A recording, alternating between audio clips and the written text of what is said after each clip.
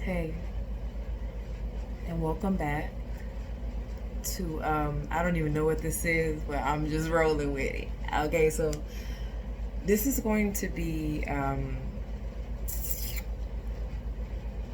a continuation of the corrupt former coworkers with an offset of my brother slash sister coming into the picture at the same time of everything. Like just this perfect fucking storm. And it wouldn't feel right to go into without giving a little bit of a backstory. And so it's almost like trying to condense your entire life, into a 10-minute video. So I'm gonna try it, and here goes nothing. I don't know. Here goes nothing. So yeah, as far as I could ever recall, I always recall relating to my brother as if he was my sister. Again, he was born Jeremiah Antonio Lee Williams. We never called him by his name. It was always JR for short. And he's a Scorpio. The lesson that I want to tie in to Scorpio is anyone with a close enough acquaintance with one, so or a lifelong relationship, such as a relative, somebody you're in a relationship with. What you need to know about them in the dark side, and I do owe them a video, by the way, and it will be coming, is they never forgive.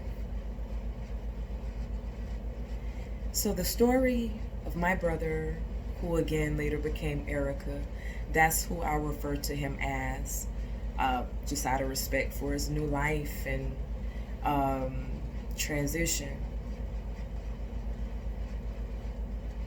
You gotta bear with me.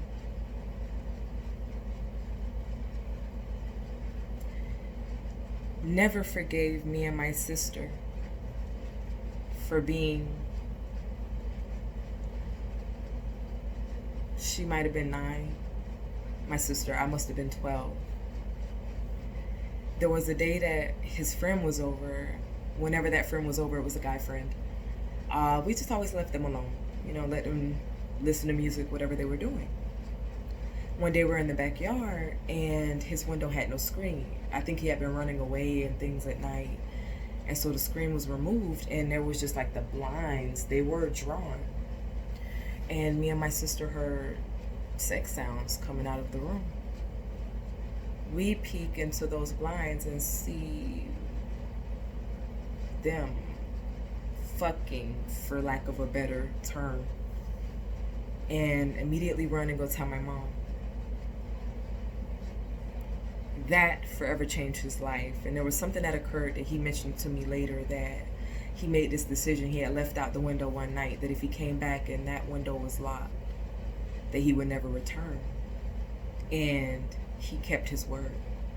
And from there, just would forever be changed, and just went out into the street as a new man slash woman. That was around when he was 16.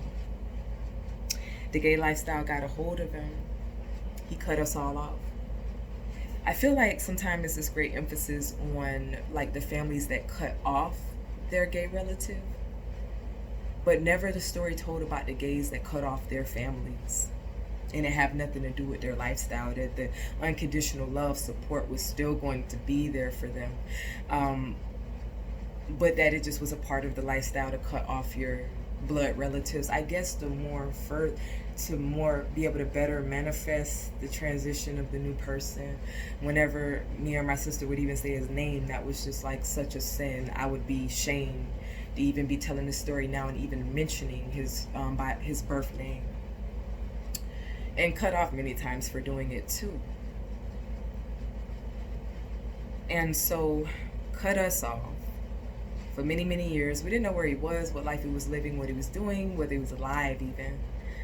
And all of a sudden one night, he was a big performer in the nightlife as well, in the clubs in Orlando where we lived, and started to be like an out-of-town show or act.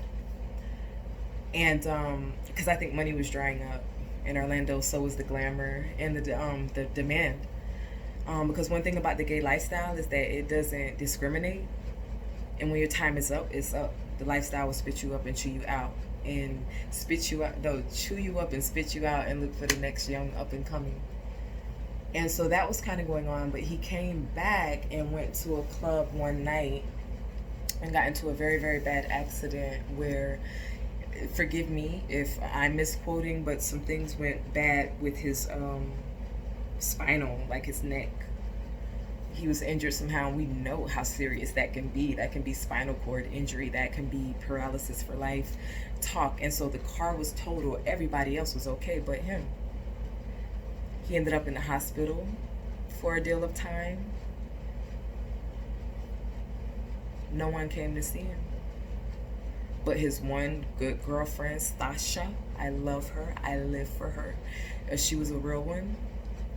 But for the most part, all of these people and this glamorous, fabulous lifestyle that he cut us all off for, none of them showed up. None of them showed up.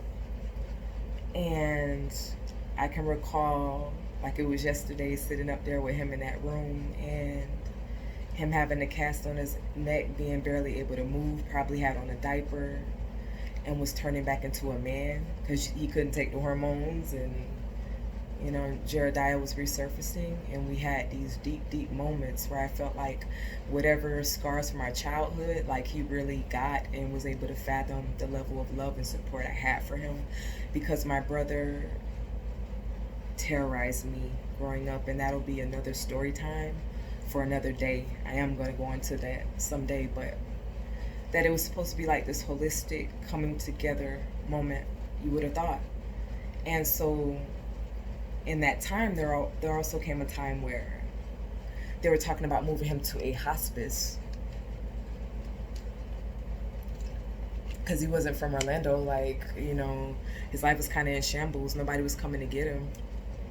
I was on a dead-end relationship. I wasn't in a position to do anything for him. But I literally convinced my ex, who I just so happened to still be living with, to fund him a ticket to get him home. We picked him up. We dropped him off.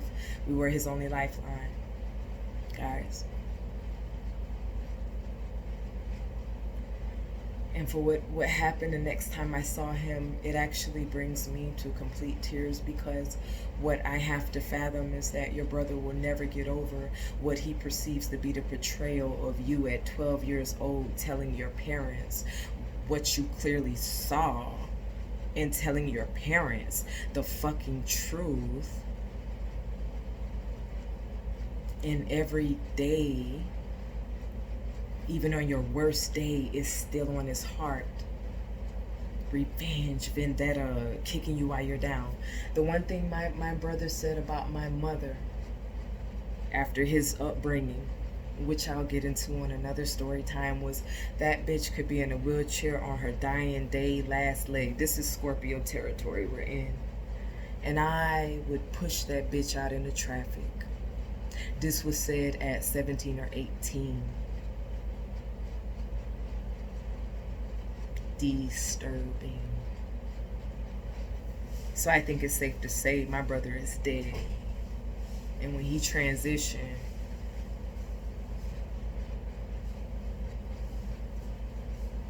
he really left. Like, I don't have a brother, you know, for what is left.